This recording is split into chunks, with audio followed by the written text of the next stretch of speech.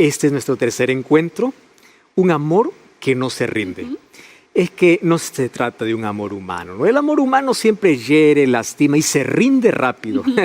Más el amor divino es un amor que no se rinde, es un amor que insiste, persiste hasta que al final consigue conquistar el corazón humano. Hoy vamos a hablar sobre un tema muy importante que tiene que ver con la manera como Dios nos busca y desciende hasta lo más profundo de nuestra vida para restaurarnos. Así es, pastor. Vamos a hablar entonces. Bueno, vamos a nuestro espacio aquí de todos los días.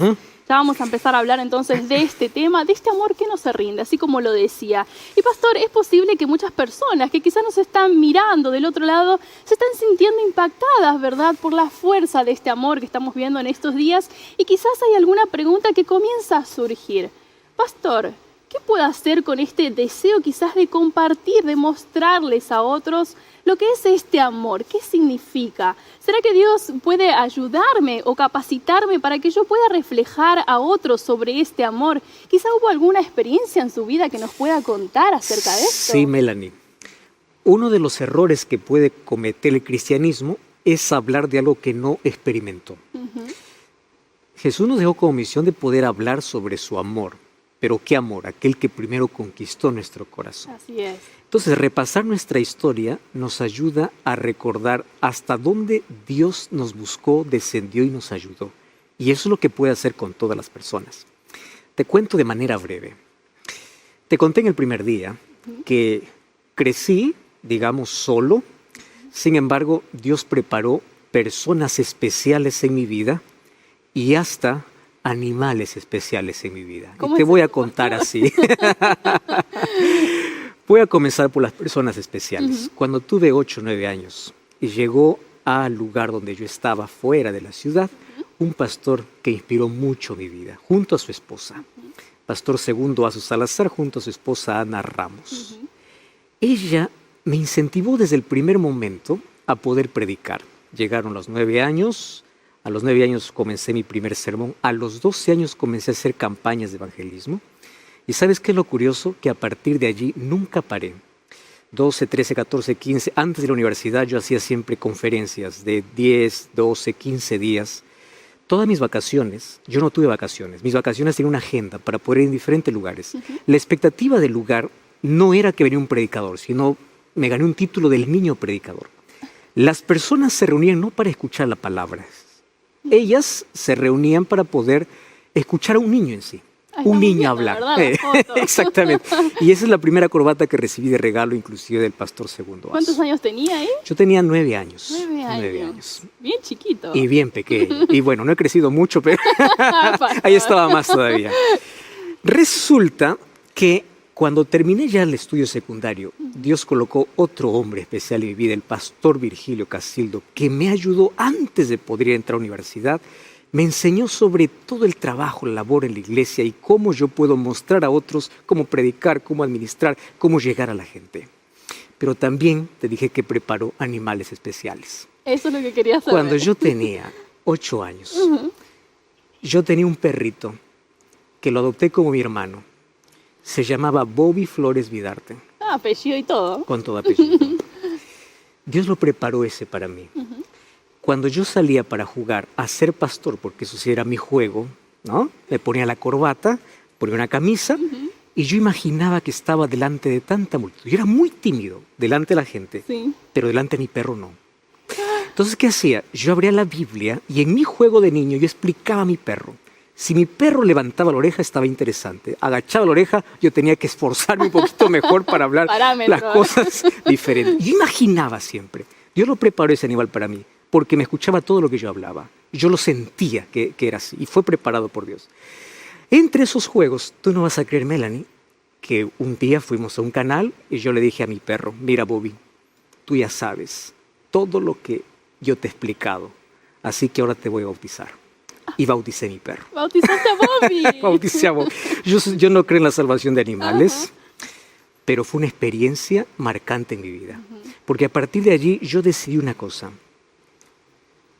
Pasar a las personas la experiencia que yo vivo con Cristo. Y de eso se trata. El amor que no desiste primero es hasta dónde Dios te lleva, te alcanza, de dónde Dios te saca. Mi vida tiene episodios, historias donde yo ahora veo y digo, es increíble que Dios me haya buscado de allá, sacado de allá, traído hasta aquí. Y cuando yo eso explico a las personas, le digo, mira, mientras más temprano tú te entregas a Cristo, más cosas Dios puede hacer en tu vida. Ese es el amor que sigue, que siempre insiste y nunca desiste. Un amor que cambia para siempre la vida. Así es, pastor. Y como tú lo decías, ¿verdad? Todos tenemos las experiencias, todos tenemos quizá que salir de algún lugar, ¿verdad?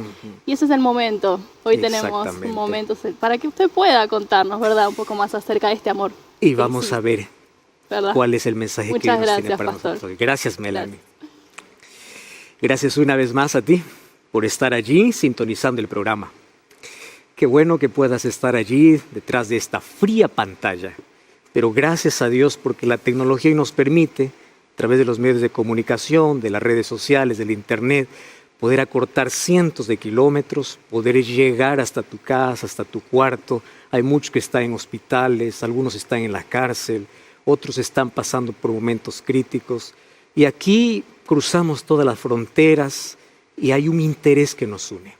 Y el interés que durante toda esta serie estamos conociendo más de cerca a Jesús y acercándonos a la cruz. Hoy quiero hablarte acerca de un Dios que no desiste, de un Dios que insiste a pesar de tu resistencia.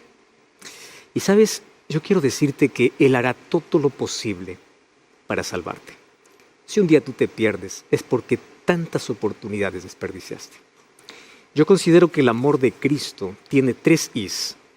Es incomparable, no hay manera de comparar con nada. Es inmedible, es inefable, o sea, es inexplicable. Ese es el amor que Dios tiene para ti. Tú eres el amor eterno de Dios. No mendigues amor, no sufras por decepción porque alguien te dijo que tú no tenías un valor elevado. Nadie vale menos que la sangre de Cristo y tú eres el amor eterno de Dios. Cuando yo era niño, yo leía la historia de la crucifixión de Cristo, específicamente el papel que cada discípulo y todos aquellos que entraban en escena estuvieron allí presentes. Y yo decía así, oh, qué horror. ¿Cómo pudo haber existido un discípulo traicionero? ¿Cómo pudo haber existido amigos que abandonan? ¿Cómo pudieron haber existido personas crueles, insensibles? Y para mí, en mi mente, es que ellos merecían morir, porque ellos eran lo peor. Sin embargo, cuando yo fui creciendo, entendí que esos personajes apenas representaban mis actitudes. Simplemente, porque yo continúo haciendo lo mismo. ¿Cuántas veces yo me puse en lugar de Pedro, porque negué como Pedro? ¿Cuántas veces como Judas traicioné y vendí a mi maestro por miserables momentos donde uno cambia lo eterno por lo pasajero? A partir de allí, mi oración es, Señor, yo soy como Pedro, yo soy como Judas, yo soy como Herodes, yo soy como Pilato, yo soy como aquel que levantó el martillo y te clavó. Ten misericordia de mí. Y hoy quiero analizar contigo, de manera cercana, la experiencia de uno de los discípulos llamado Pedro. Sabes que Pedro es admirable y Pedro amaba a Jesús.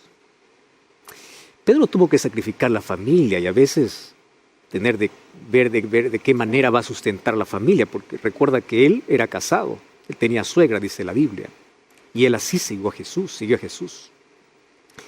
Sin embargo, en la experiencia de Pedro, yo veo reflejado actitudes que pueden ser semejantes a las mías o a las nuestras. Porque todos nosotros podemos tener buenas intenciones, podemos haber dejado tantas cosas por Jesús, pero llega un momento en que negamos a Jesús. Entonces la experiencia de Pedro es semejante a las nuestras antes de su negación. Los momentos finales de Jesús comenzaron el jueves por la noche. Entonces, a partir de allí, la secuencia de episodios, desde la cena pascual hasta el arresto de Cristo, pues allí describe aquel recorrido que va desde la despedida de Jesús, desde su mundo privado, o sea, sus discípulos, su grupo más íntimo, su grupo de relaciones, hasta el mundo público de Jesús, que fue desarrollado allí por el juicio ante Pilato, allí delante de todo Jerusalén, donde finalmente fue condenado a la muerte. ¿Recuerdas tú aquel jueves cuando estaban comiendo la Pascua? Jesús instituye la cena del Señor y allí él sabía que no le quedaban más de 24 horas para que él llegue a la cruz. Así que decidió pasar las últimas horas de su ministerio, de su vida, con las personas que estuvieron más cerca de él. Lo mismo hiciéramos nosotros. Si tú supieras que vas a morir, yo me imagino que tú harías lo mismo. Yo haría lo mismo, ¿verdad? Pasar con las personas más allegadas. Bueno, al final, eso es lo que más importa. Estar con las personas a quienes importamos. Ahora fíjate, en este escenario es que Jesús pasa la última información a su grupo de confianza. Pero me llama la atención porque en esos momentos Jesús tiene un momento más íntimo y más reservado con dos de sus discípulos. Uno Judas y el otro Pedro. Hoy hablaré sobre Pedro. Mañana vamos a hablar un poquito de Judas. A Judas Jesús le confrontó. Jesús le reveló los planes que él ocultaba en su corazón y Judas pensaba que nadie sabía. Sin embargo, a Pedro le reveló, no lo confrontó, a Pedro le reveló. ¿Qué cosa le reveló? Aquello que sucedería, para que él esté preparado. Y a partir de ese momento, vas a ver que todo es un caos. Momentos de tensión, de dolor. Pero Jesús ante todo mantiene la calma, mantiene la serenidad. En medio de tanta turbulencia, Jesús tiene el corazón calmado. Ahora, después de la cena, dice el texto bíblico, que él cantó, salió y allí tuvo con sus discípulos una declaración que asombró a los discípulos.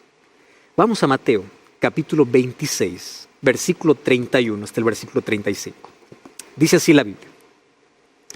Entonces Jesús les dijo: todos vosotros os escandalizaréis de mí esta noche, porque escrito está: heriré al pastor y las ovejas del rebaño serán dispersadas. Pero después que haya resucitado, iré delante de vosotros a Galilea. Y respondiendo Pedro le dijo así: ojo, aunque todos se escandalicen de ti, yo nunca me escandalizaré. Jesús le dijo: de cierto te digo, que esta noche antes que el gallo cante me negarás 3 veces. Pedro le dijo: aunque me sea necesario morir contigo, no te negaré. Y todos los discípulos dijeron lo mismo. Wow, acá hay muchos detalles. Primero, Jesús no está preguntando. Jesús no está diciendo: a ver, levante la mano, ¿quién me va a abandonar? No, simplemente Él está afirmando porque Él sabe que así va a suceder. Solo que Pedro interrumpe. Pedro levanta la mano sin que le pidan para decir públicamente que Jesús estaba equivocado. Y Él hace una afirmación, y la afirmación es así: yo nunca. Ay, querido, ¿cuántas veces salió de nuestra boca esa palabra? Yo nunca. ¿Qué significa yo nunca? Confianza propia.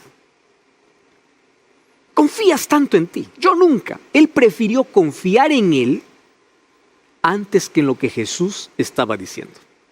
A veces nos creemos más sabios que Dios. Queremos contradecir hasta la Biblia porque pensamos que nosotros tenemos la razón. Pedro contradice a Jesús. ¿Cuántas veces pensamos lo mismo? Claro, no lo decimos con palabras, mas nuestros actos gritan cada día. Esto se llama autosuficiencia o independencia de Dios. La independencia de Dios es el resultado de la autosuficiencia que hay en mí. Y la autosuficiencia nos lleva a pensar así: yo puedo. Entonces, decimos que podemos porque confiamos en nuestro talento, en nuestra capacidad, en nuestro dinero, en nuestro esfuerzo, en nuestra experiencia. Yo ya soy adulto, ya gané experiencia, yo puedo. Solo que ese yo tiene que morir. Ese yo nos lleva al fracaso. Mientras exista ese yo, Cristo no puede vivir en mí. Mientras no entendamos lo que Jesús dijo: sin mí nada podéis hacer. Mientras sigamos pensando que podemos, seguiremos cayendo, seguiremos abriendo heridas, hiriendo a las personas que más amamos. ¿Sabes? mientras no aprendamos a confiar completamente en Dios y menos en nosotros mismos, el egoísmo y la autosuficiencia nos llevarán por los caminos de autodestrucción, porque nos independiza de Dios, creyendo que solos podemos. Querido, la autosuficiencia nos hace creer que somos invencibles. Esta fue la primera promesa del diablo allá Adán y Eva en el jardín del Edén. Ustedes serán como dioses. El diablo te dice, tú eres como Dios, tú no necesitas de Dios. Tú puedes vivir independiente de Dios. Por eso Salomón decía, antes de la caída siempre viene la soberbia. Por eso mucho cuidado. Y Jesús le responde, mira Pedro, antes que el gallo cante, tú me habrás negado 3 veces. Luego de esa conversa, Jesús se dirige al Getsemaní. Y él sabe que las horas más oscuras que están por venir no es porque llegó la noche, sino porque llegó la hora de ofrecerse en favor de la humanidad. Y quiero que tú me acompañes. Vamos hasta Jerusalén. Jesús camina de manera tranquila mientras la luna llena iluminaba el camino. Era primavera, el camino estaba lleno de flores y de fragancia. Y Jesús separa 3 de sus discípulos y los lleva a un lugar más íntimo, porque quiere que le acompañen a orar. De los 12, elige 3. Y aquí, ¿qué ejemplo me da Jesús? ¿Cuál es el ejemplo? En medio de la angustia, Jesús mantenía la calma. ¿Me estás entendiendo? En medio de la angustia, Jesús mantenía la calma porque la oración le fortalecía. Entonces, ¿te sientes angustiado? ¿Sientes que no puedes más? Hay un lugar donde tus cargas pueden cambiar de hombro. Un lugar donde puedes dejar tus cargas más pesadas y encontrar paz a los pies de Jesús a través de la oración. Jesús me enseña que la oración no es manipular la voluntad de Dios. Cuando Jesús oró a su Padre, Él le dice, Padre, si es posible, quita de mí este cáliz, o sea, quita de mí la cruz de mi camino. Pero a través de la oración Él entendió que eso no es posible. ¿Por qué? Porque no hubo respuesta del Padre. Y Él no se desesperó, no dijo, Dios me abandonó porque no me respondió. No. Eso indicaba que el plan tenía que continuar, incluyendo la cruz en el camino. Sin embargo, mediante la oración, encontró paz para el corazón. Eso es lo que hace la oración. Quiero que sepas algo. A veces cuando oras solo encontrarás el silencio de Dios. No tendrás respuestas. Pero nadie que va a los pies de Cristo regresa sin paz. Siempre tendrás paz. A veces Dios no quitará la cruz de tu camino. A veces Dios no quitará la montaña de dificultades, mas te dará fuerza para escalarla. A veces no quitará el cáncer que tienes, pero llenará tu corazón de esperanza y de paz mediante sus promesas. Entonces Jesús allí hace un pedido a sus amigos y les dice, por favor, oren conmigo. Un pedido muy simple. Sin embargo, mientras Jesús oraba, ¿qué cosa dice el texto? Que Pedro y sus compañeros estaban durmiendo. El cansancio era demasiado. La agenda que tenían no incluía la oración probablemente, como lo hacemos muchos de nosotros. Las actividades del día nos agotan tanto que cuando llega el momento de orar, ya no tenemos más fuerzas. Mira Mateo capítulo 26, versículo 36 y 37. Dice así, Jesús llegó con ellos a un lugar que se llama Getsemaní. Dijo a sus discípulos, sentaos aquí entre tanto que yo voy y oro. Tomó a Pedro, a los hijos de Zebedeo, y comenzó a entristecerse y a angustiarse en gran manera. Me llama la atención que aquí el énfasis está, tomó a Pedro. Primer error de Pedro es la autosuficiencia, pero aquí viene el segundo error de Pedro. Y el segundo error tiene que ver con prioridades. Préstame atención aquí. La autosuficiencia nos lleva a una vida de independencia de Dios. ¿Qué te quiero decir con esto? Quien más ora es aquel que reconoce su incapacidad. Es aquel que cree que no puede solo. Es aquel que busca a Dios en oración. Aquel que cree que puede solo, ¿para qué va a orar? ¿Para qué va a orar? No tiene sentido. Y tú sabes que nuestras mayores heridas tienen que ver con la cantidad de decisiones incorrectas. Nuestras decisiones están cargadas de emociones y pocas oraciones. ¿Cómo sería nuestra vida si antes de comenzar nuestro día pasáramos más tiempo en oración? ¿Cómo sería nuestra vida si antes de cualquier decisión consultaríamos a Dios en oración? ¿Tú sabes por qué no oramos? Porque creemos que no necesitamos. No está en nuestras prioridades. Porque para aquello que queremos, escúchame bien, siempre habrá tiempo. Para aquello que no queremos, siempre habrá una excusa. ¿Estás entendiendo? Aquello que quieres, siempre hay tiempo. Aquello que no quieres, siempre una excusa. ¿Sabes que el diablo solo tiene una preocupación? Mantenernos tan ocupados que no tengamos tiempo para orar. Inclusive podemos estar ocupados haciendo cosas buenas, pero estamos desconectados de la fuente de poder. Nosotros tenemos que entender que sin la oración somos frágiles, caemos rápido, cedemos ante la tentación.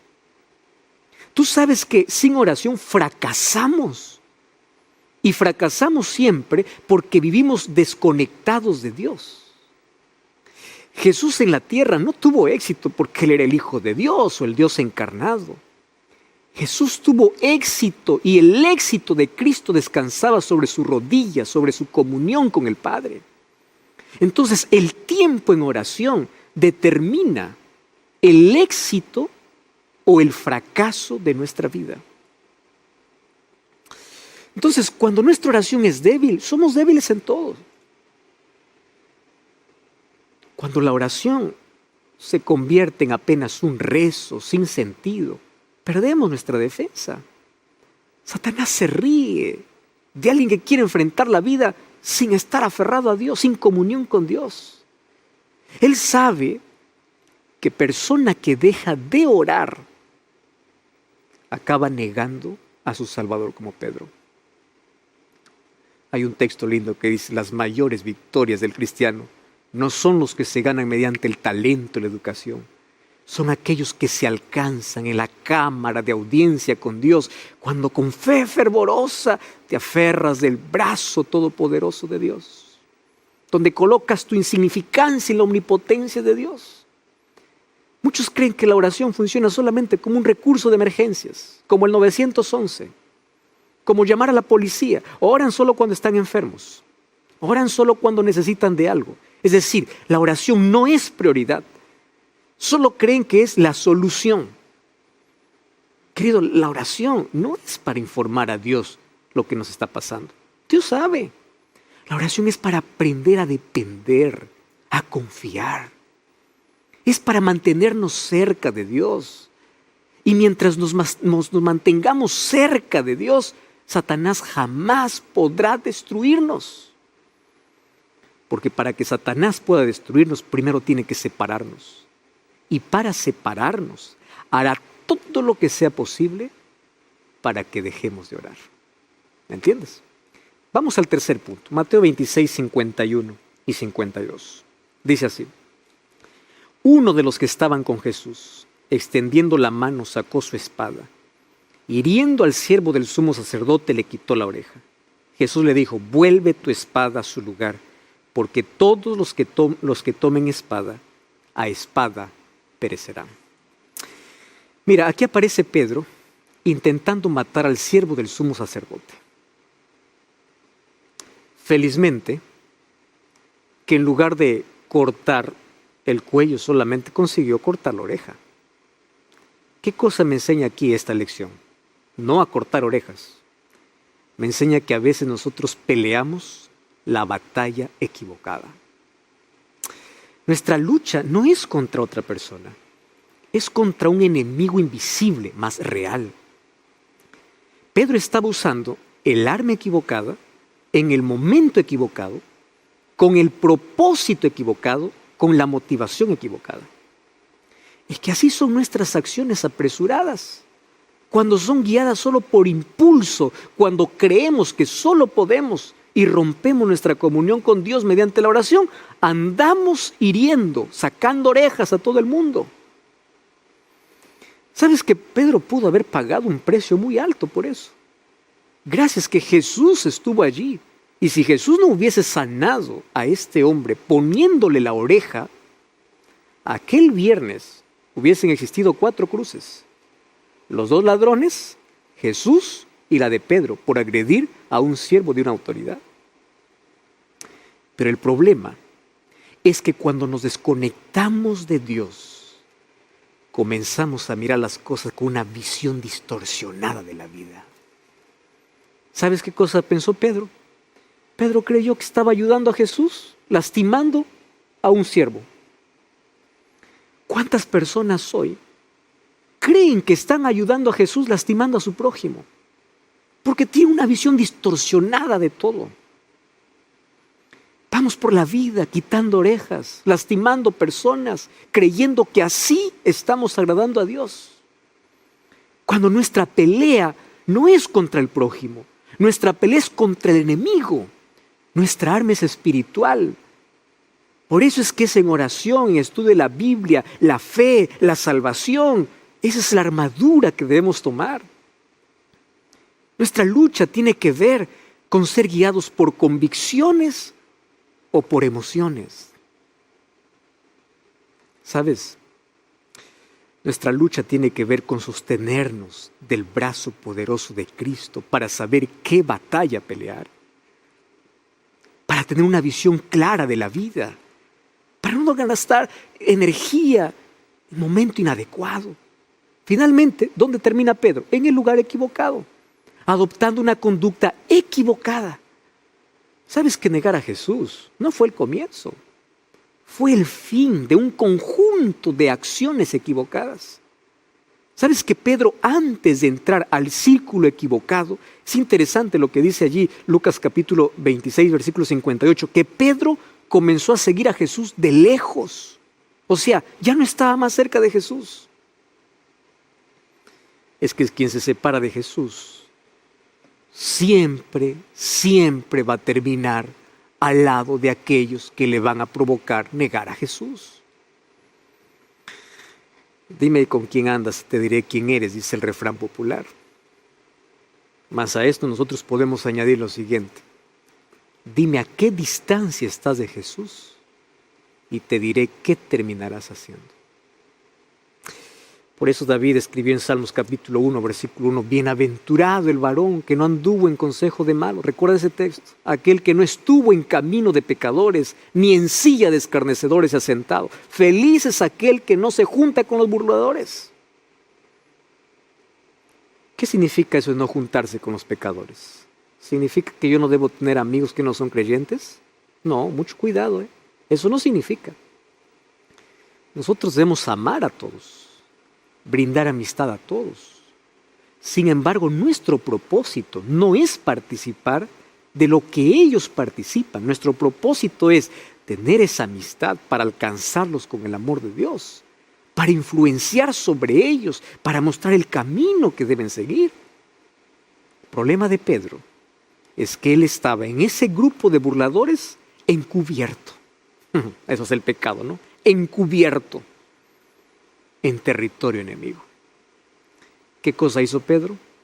Quiso adoptar el mismo comportamiento de aquellos que se estaban burlando de Jesús. Y sabes una cosa, el que está lejos de Jesús siempre va a terminar sentándose en la rueda de los burladores. Para entrar en ese círculo, Pedro tuvo que adoptar un comportamiento parecido al de ellos. Primero comienza mintiendo luego termina jurando y maldiciendo para poder sustentar la mentira. ¿Y qué cosa estaba diciendo? Yo no conozco a Jesús. En ese momento vemos a Pedro abandonando la verdad y siendo guiado por la mentira. Pobre Pedro, él apenas está construyendo castillos de arena para protegerse de las tormentas. Tú estás luchando contra tus propios fantasmas, tus monstruos internos. Por eso estás mintiendo. ¿Sabes que hay muchas personas que creen que no mienten? Y saben que aquello no es correcto, pero se engañan a sí mismas. Hay muchos depresivos que se esconden en rostros sonrientes para una foto en Facebook o Instagram. Son muchos los matrimonios que están de luna de miel en las redes sociales, pero dentro de las 4 paredes están cerca del divorcio. Vidas guiadas por la mentira, así como Pedro. No te dejes engañar por apariencias. Hay muchos creyentes, así como Pedro, que fuera de la iglesia viven sin Dios, sin fe, sin devoción, solo aparentan cristiandad dentro de la iglesia. En el día están en el culto, en la noche están en el club. De día están con la Biblia allí bajo el brazo, de noche con un vaso de cerveza en las fiestas. Una vida de mentira. La vida de Pedro aquí entró en una espiral descendente de autodestrucción. Y Pedro allí obviamente protesta a favor de su disfraz, de su mentira. Y más que actuar de forma clandestina, Pedro ahora se convierte en un abogado defensor de su pecado. Él insiste que no conoce a Jesús. Él quiere defender su mentira. Él adopta el comportamiento de los otros. Ahora piensa solo en sí mismo, ¿no? Ahora se olvida de todo el tiempo que vivió al lado de Jesús. Estoy hablando para ti, que estás intentando ahogar los mejores recuerdos que tenías en la infancia, cuando tú estabas allí en la iglesia. ¿Tú recuerdas? Cuando tenías paz en tu corazón. Pero hoy intentas disfrazar de felicidad, que eres feliz lejos de Dios. No solo es una máscara. Vives en autoengaño. Tú intentas creer que eres más feliz. Pero eso es un autoengaño. Cuando en realidad tú sabes que no lo eres.